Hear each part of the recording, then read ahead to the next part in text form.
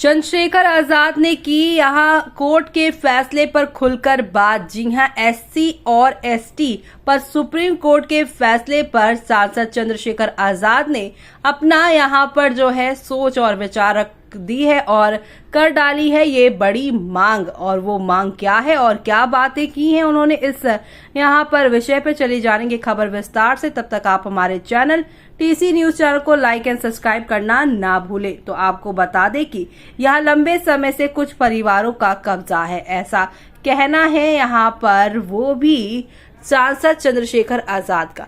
Supreme court ने कोटे में कोटा की अनुमति देकर नई बहस छेड़ दी है। एक तरफ सुप्रीम कोर्ट के इस फैसले के बाद कांग्रेस और भारतीय जनता पार्टी ने चुप्पी साध रखी है, तो वहीं दूसरी तरफ लोकसभा सांसद और आजाद समाज पार्टी के मुखिया चंद्रशेखर आजाद ने खुलकर इस पर अपनी राय रखी है।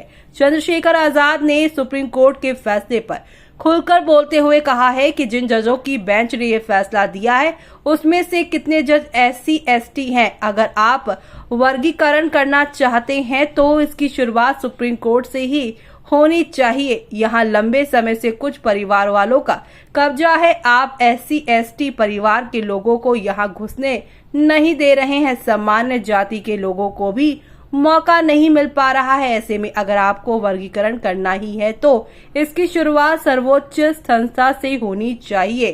तो वहीं आजाद ने सुप्रीम कोर्ट में एससी एसटी जजों के प्रतिनिधित्व पर सवाल उठाते हुए सुझाव दिया है कि वर्गीकरण उच्चतम संस्थागत स्तर से शुरू होना चाहिए। आजाद ने आर्थिक स्थिति, सामाजिक समानता और असमानता और जैसे एससी एसटी समुदाय के खिलाफ अपराध जैसे मुद्दों पर भी प्रकाश डाला है।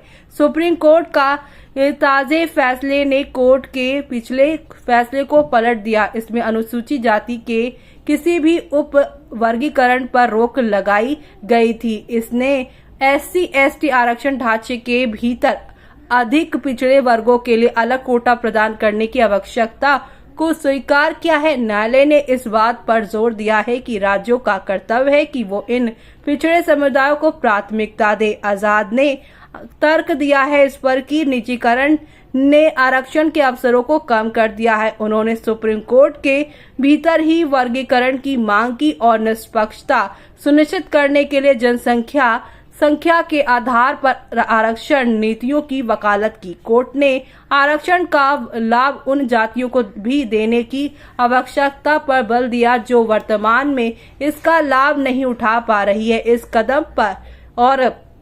इस कदम का उद्देश्य यह सुनिश्चित करना है कि सभी पात्र समूहों को आरक्षण प्रणाली के तहत पर्याप्त सहायता मिले। सुप्रीम कोर्ट ने अपने आदेश में कहा है कि एससी एसटी वर्ग में उप वर्गीकरण यानी सब क्लासिफिकेशन होना चाहिए, यानी जिन लोगों को आरक्षण मिल गया है उन्हें दोबारा आरक्षण नहीं देना चाहिए। कोर्ट के इस फैसले पर चंद्रशेखर आजाद ने कहा है कि इसके लिए आंकड़े जुटाने की जरूरत है, किन्हें आरक्षण मिल गया है किन्हें नहीं मिला है। इसके लिए जातिगत गणना की जरूरत है। तो वहीं चंद्रशेखर आजाद ने कहा है कि इस फैसले में देने वाले जजों में कितने एससी एसटी हैं इसकी जानकारी होना भी बहुत जरूरी है। एससी एसटी के दर्द को कोई और महसूस नहीं कर सकता है, कोई भी दूर से बैठकर इसके दर्द को नहीं महसूस कर सकता है क्योंकि वो खुद इस दर्द को नहीं झेलता है। लिहाजा इस फैसले में कितने जज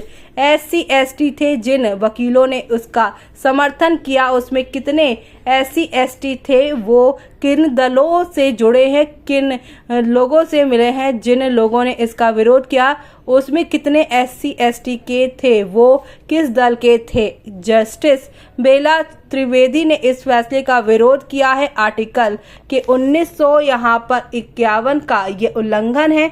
तो वहीं आपको बता दें कि मैं सुप्रीम कोर्ट का सम्मान करता हूं, लेकिन एससी एसटी को जो मिला क्या उसकी मॉनिटरिंग कभी हुई? स्पेशल कंपोनेंट प्लान का पैसा यहाँ पर जो है 14,732 करोड़ का पैसा कर्नाटका में अन्य ग्रांटियों में लगा दिया गया। मध्य प्रदेश में यहाँ पर 95 करोड़ जानवरों के लिए लगा दिया गया। सवाल ये है कि सुप्रीम कोर्ट इसकी मॉनिटरिंग करता है। सुप्रीम कोर्ट में कितने एससी एसटी जज हैं, कितने विश्वविद्यालय के वीसी एससी एसटी हैं और एएसटी हैं और साथ ही एससी हैं। ईबी सीबीआई में भी कितने एससी एसटी के हेड हैं? क्या सुप्रीम कोर्ट के पास ये आंकड़े हैं? सिर्फ फैसले से काम नहीं होता, जमीन पर उसकी सच्चाई क्या है उसकी पड़ताल जरूरी है। आप कुछ भी बन जाइए, एससी एसटी का स्टेटस नहीं बदलता है। मायावती 4 बार सीएम बनी लेकिन फिर भी उन्हें दलित नेता कहा जाता है। मैं भी